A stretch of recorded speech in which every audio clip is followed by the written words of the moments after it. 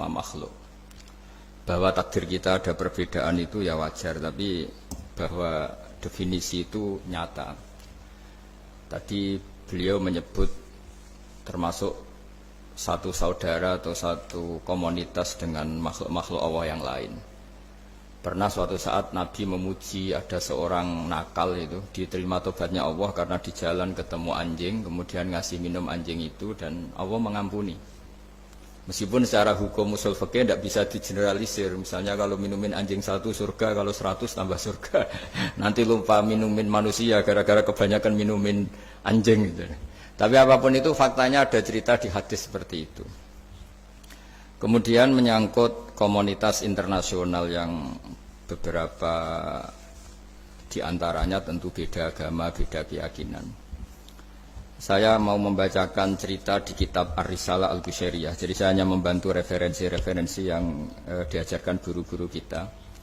Ar-Risalah Al-Qushairiyah adalah kitab kesayangan Mbah Maimun karena dulu mbah beliau dapat ijazah dari Sayyid Umar Sato, kakaknya Sayyid Abi Bakar Sato yang punya kitab I'anatul Talibin.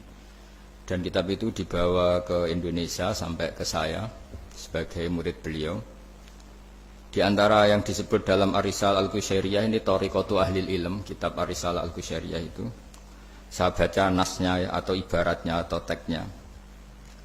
Sami'tu ba'dal ulama yaqulu istadhafa majusiyun Ibrahim al-Khalil alaihi salam faqala bisyarti antuslima.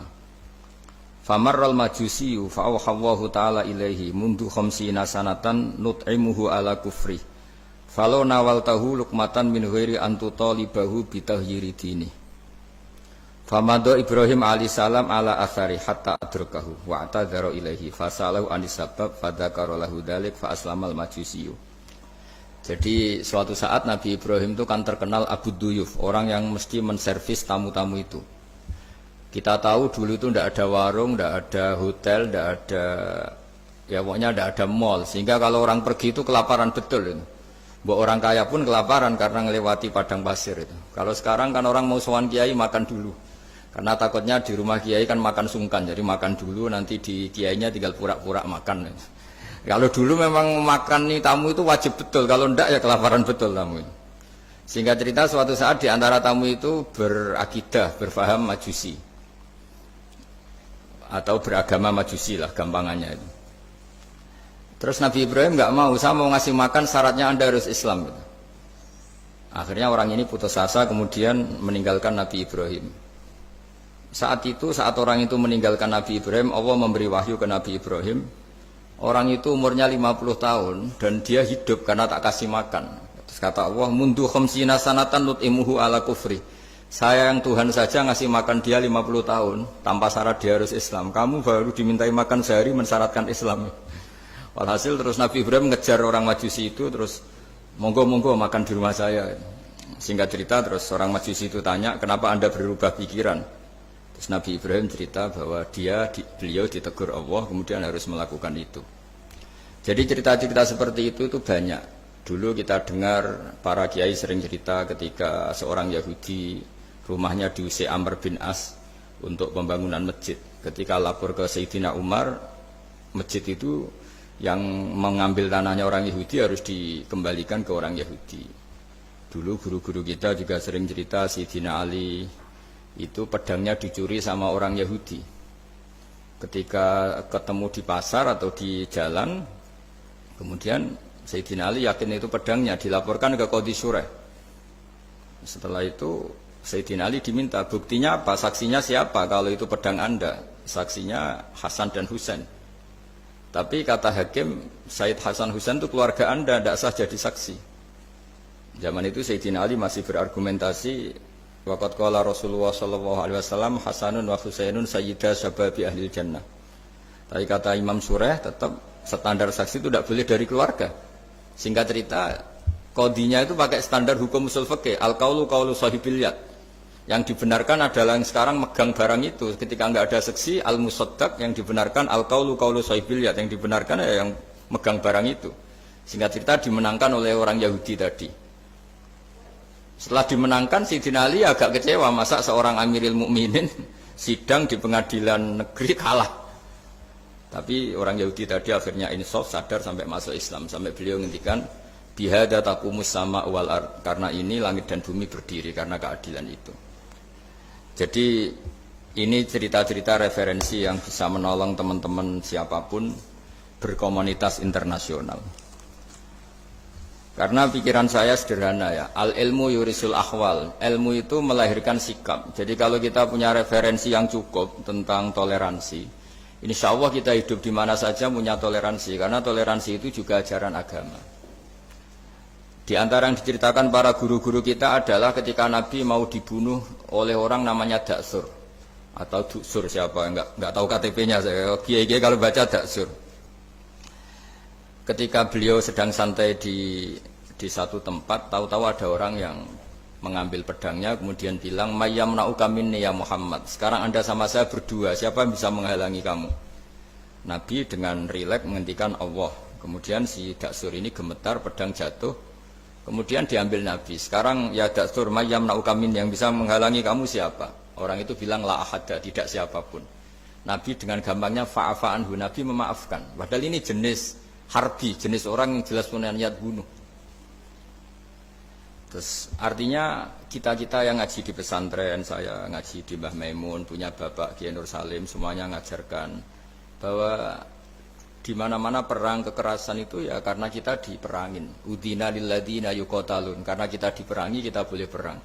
Qatilul ladzina yuqatilunakum. Jadi yang boleh kita perangi ya zaman kayak kita dulu dijajah Belanda, dijajah Jepang zaman itu. Ketika sudah tidak ada penjajahan, ya alasan itu sudah hilang karena mereka tidak merangi kita. Jadi apa ya, perang ya ada konteks rasionalitasnya, damai juga ada konteks rasionalitasnya.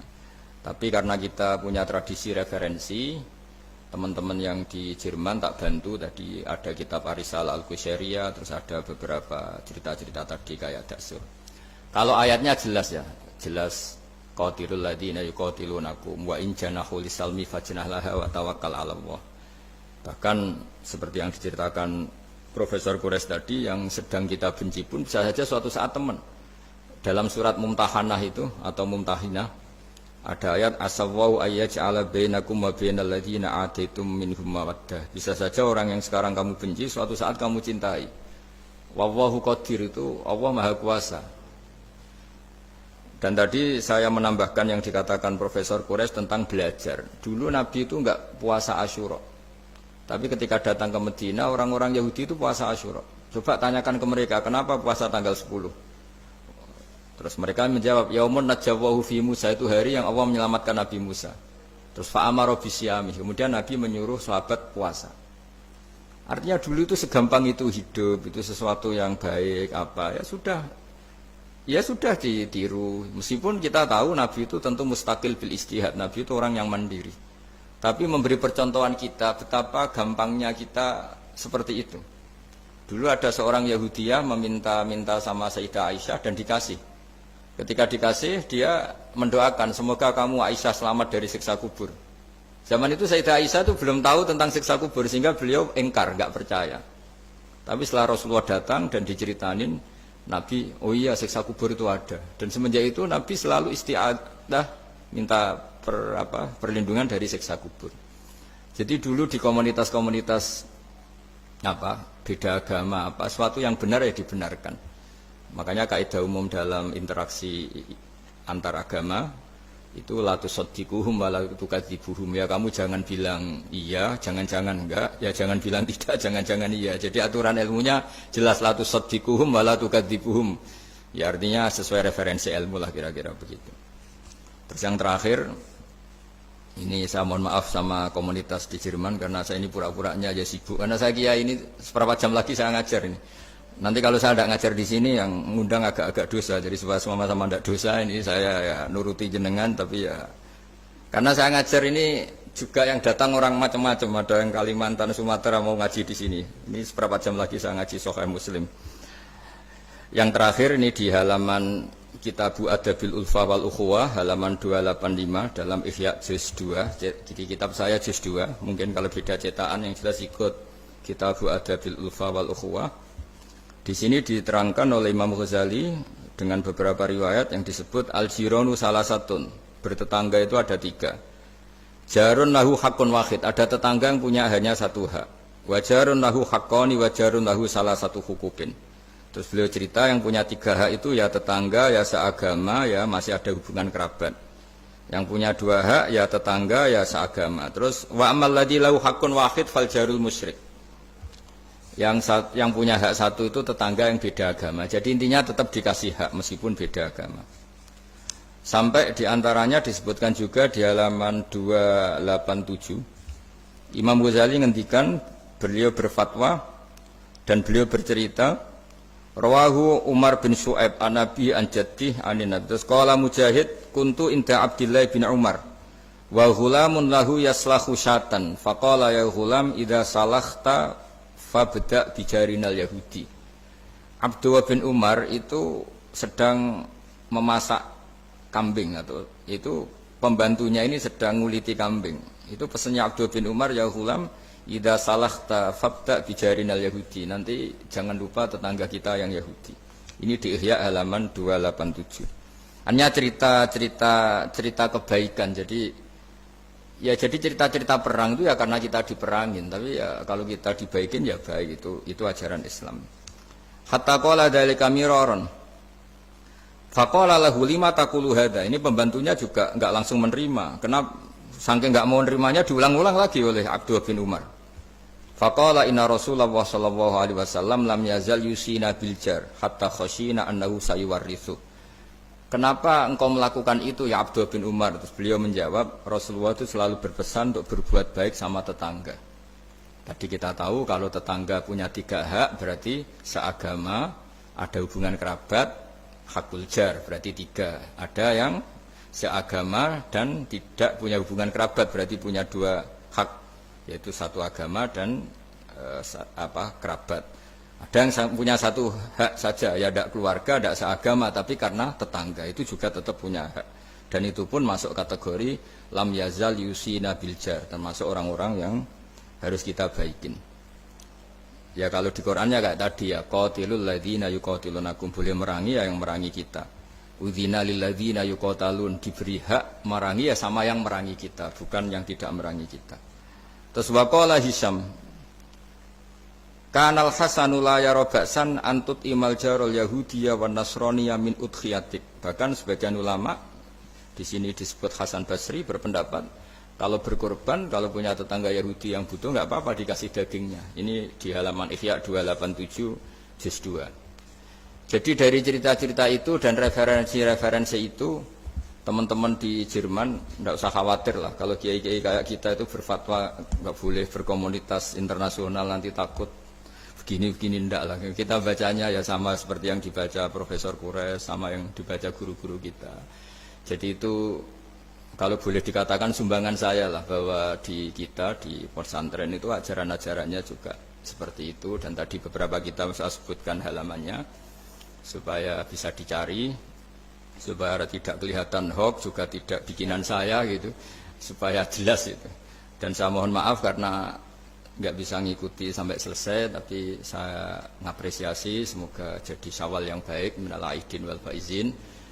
Minal aidin artinya kita kembali menjadi ahli surga. Saya termasuk yang sependapat dengan kitab yang saya baca. Dulu kita ini ahli surga karena Nabi Adam lahirnya di surga dan diciptakan di surga. Karena satu kesalahan beliau harus kembali ke bumi. Dan setelah puasa itu selesai dan diterima, kita kembali ke ahli surga lagi. Maksud minal aidin, kita kembali lagi berstatus sebagai ahli surga. Dan itu dimulai dari saling memaafkan. Karena yang menghalangi masuk surga itu hak adami. Manusia itu kan paling pikir untuk memaafkan orang lain. Padahal kalau hak adami belum selesai itu Allah tidak mau memaafkan. Makanya syaratnya masuk surga harus kita saling memaafkan. Dengan cara seperti itu insya Allah kita minal aidin wal faizin. Jadi mohon maaf, sekali lagi mohon maaf karena saya tidak bisa ngikuti sampai selesai karena saya harus ngaji. Karena bukan papa ya, memang harus. Andikan sunat itu mungkin saya tinggalkan. Mohon maaf sekali. Wassalamualaikum warahmatullahi wabarakatuh. Waalaikumsalam. Terima kasih sekali untuk kalau misalnya untuk satu pertanyaan mungkin masih bisa Gus Pak atau Prof Rais sama-sama harus tinggal 2 menit. Namun tadi nih Gus, banyak yang nunggu, nanti saya yang dimarahin, ini saya juga menunaikan kewajiban. Satu pertanyaan dari Jangan satu pertanyaan saya tunggu. Terima kasih Prof. Ini saya tanyakan langsung Prof. Saya pernah mendengar panjenengan menyampaikan tentang konsep perdamaian aktif dan pasif. Mungkin bisa dijelaskan Prof mengenai hal tersebut, khususnya dalam rangka mempersatukan hati tadi Prof. Baik. Jadi begini, saya beri contoh. Damai pasif itu Anda tidak ganggu orang. Damai aktif itu Anda memberikan sesuatu yang positif pada orang. Kalau kita berada di bus, duduk tanpa menyapa yang di samping kita, tanpa mengganggunya, kita duduk dengan baik sambil membaca atau merenung, itu terjadi kedamaian, tapi itu damai pasif. Ada yang aktif adalah Anda memberi dia, ini koran Mas mau baca, ini permen Mas, ajak dia ngobrol dan sebagainya, itu damai aktif. Nah, di Al-Qur'an itu dua-duanya ada itu. Ya, idza khatabahumul jahiluna qalu salama. Kalau mereka itu disapa oleh orang-orang jahil, mereka tinggalkan. Salama, saya berikan kedamaian, damaian pasif. Nah, ya karena itu pesannya, kalau tidak bisa memberi, jangan ambil haknya orang. Kalau tidak bisa memuji, jangan cela dia. Kalau tidak bisa membantu, jangan jerumuskan dia. Itu damai pasif dan aktif. Terima kasih. Terima kasih Prof. Quraish Shihab. Sejatinya kami ingin memohon doa juga, tetapi insya Allah sedikit Insya saja. Allah lain kali kita. Ya, Prof. Quraish Terima Shihab. kasih Sehat sekali. selalu, Prof. Terima kasih. Assalamualaikum. Terima kasih. Waalaikumsalam warahmatullahi. Sekarang kita lompat kembali ke Gus Baha. Moga-moga beliau masih berkenan menjawab pertanyaan saya. Ngapunten Gus, satu saja Gus. Panjenengan pernah menyampaikan apabila kebodohan itu merusak, tetapi sok pintar itu jauh lebih merusak. Nah, ini mungkin panjenengan berkenan menyampaikan soal itu. Tentu ada bodoh yang benar-benar nggak ditoleransi Allah Ta'ala, yaitu bodoh tentang Tuhan ya. Kita dikasih nikmat Allah, dikasih bumi untuk dipakai tanpa bayar, dikasih oksigen. Kemudian kita bodoh, nggak tahu yang memberi siapa, itu kan bodoh betul. Tapi lebih merusak lagi ketika nggak ngerti, mengklaim dirinya sebagai ngerti. Karena itu artinya kan sesuatu yang harusnya larangan dimengerti, gara-gara kamu bilang itu ilmu, itu terus diilmukan. Jadi sesuatu yang salah tapi diilmukan, itu lebih ngeri karena menyesatkan. Saya beri contoh misalnya begini, kita di pondok itu kan ngaji jelimet lah. Jelimet itu ya detail gitu. Sehingga kita tahu lah bodoh yang paling nggak ditoleransi itu bodoh tentang Allah. Sehingga ketika pertama kita ngaji, awalu wajibin alal insan ma'rifatullah, pertama yang harus kita tahu itu Allah. Kita sebagai warga negara Indonesia aja tahu presidennya siapa, bupati kita siapa. Masa di buminya Allah tidak tahu yang bikin siapa, itu kan kebangetan. Itu bodoh, itu merusak, terutama bodoh dalam hal-hal yang harus ngerti, yaitu tadi ma'rifatullah. Tapi juga ada yang lebih fatal lagi, tidak ngerti tapi menyesatkan dengan klaim ngerti. Itu yang umat Islam zaman Imam Ghazali itu selalu mengingatkan bahayanya filsafat yang menyesatkan. Misalnya teori tentang Tuhan. Tuhan itu logos terus begini itu jeluwimet. Sampai yang dengarkan aja nggak paham, yang ngomong juga masih nggak paham, apalagi yang mendengarkan. Tapi itu kan mengkaburkan teori Tuhan yang sejelimet itu. Padahal Tuhan bisa ditemukan dengan cara yang mudah. Tuhan itu siapa? Ya, yang pokoknya yang menciptakan langit bumi itu namanya Tuhan. Tuhan itu siapa? Yang wujudnya paling awal itu namanya Tuhan. Tapi gara-gara diberi penjelasan seakan-akan jelimet ilmiah, padahal itu nggak benar, itu hanya nggak benar. Nah, itu lebih ngeri lagi karena orang akan bertuhan dengan cara yang salah. Ya kira-kira gitulah contoh ekstrimnya. Terus saya gimana? Terus saya nambahi tadi. Udah cukup ya? Akhir penutup permintaan dari kawan-kawan untuk berdoa, Gus. Oh iya. Ya. Untuk kami-kami yang di sini. Ya. Karena Prof. Siap tadi juga sudah melimpahkan kepanjangan. Oh ya. Terus saya menambahkan sedikit tentang yang didawuhkan Pak Kures tadi. Memang di terakhir dawuhnya Nabi, kamu harus berbuat baik. Kalau nggak bisa ya Rasulullah, mendukung yang baik. Kalau nggak bisa ya Rasulullah, Nabi terakhir ngendikan takufu syarroka anin nas fa innaha sadaqatun minka ala nafsik. Potensi kejahatan kamu jangan menimpa orang lain, itu ya bagian dari sedekah kamu. Jadi takufu syarroka anin nas fa innaha sadaqatun minka ala nafsik. Jadi misalnya bawaan kita baru nggak mood, bawaan kita baru ingin emosi, ya sebaiknya jangan ketemu orang, nanti bawaannya cemberut. Tapi kalau bawaan kita sedang baik, ya sudah nggak apa-apa ketemu orang itu. Jadi ya diukur-ukur sendiri lah gitu. Makanya kalau sedang jatuh tempo kredit, banyak utang, nggak usah keluar. Nanti bawaannya ketemu orang marah ya kira-kira gitu. Ya dihitung-hitung sendiri. Al-Fatihah. A'udzubillahi minasyaitonirrajim. Bismillahirrahmanirrahim. Alhamdulillahirabbil alamin arrahmanirrahim maliki yaumiddin. Na'budu wa nasta'inu shiratal mustaqim. Shiratal ladzina an'amta 'alaihim ghairil maghdubi 'alaihim waladdallin. Bismillahirrahmanirrahim. Nahmaduka ya Ghafur ya Syakur ya Wadud. Allahumma shalli wa sallim wa barik ala sayyidina Maulana Muhammadin wa ala alihi washabbihi wa barik wasallam asma'in. Nas'aluka ya Allah bi anna lakal hamda la ilaha illa anta al-hannan al-mannan ya badi as-samawati wal ardi ya hayyu ya qayyum. Nas'aluka ya Allah antarzuqna at-ta'asiyya wal qudwata wal iktida bi nabiyyika Muhammadin sallallahu alaihi wasallam. Rasulullah yas'alim ayatika yu'allimuhumul kitab wal hikmata wa yuzakkihim antal azizul hakim. Wa nas'aluka ya Allah antas'ala himmatana fi hadhihi dar ila kalimatikal ulya.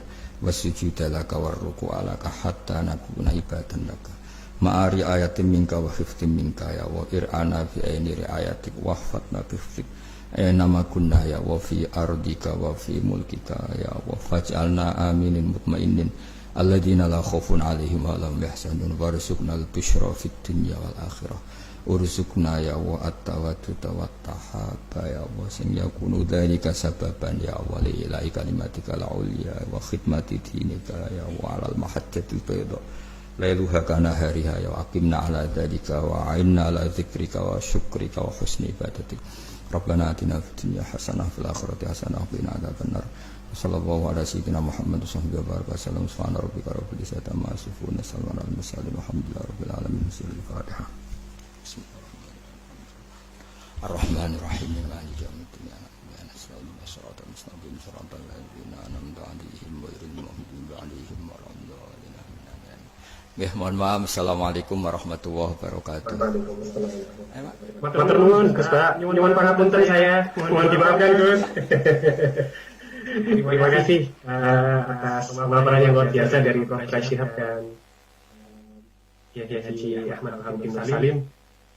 Selaku moderator saya mohon maaf apabila banyak sekali pertanyaan yang belum bisa kami akomodir karena keterbatasan waktu pula yang memisahkan kita. Semoga beliau berdua ini bisa kita jumpai dalam kesempatan berikutnya insya Allah.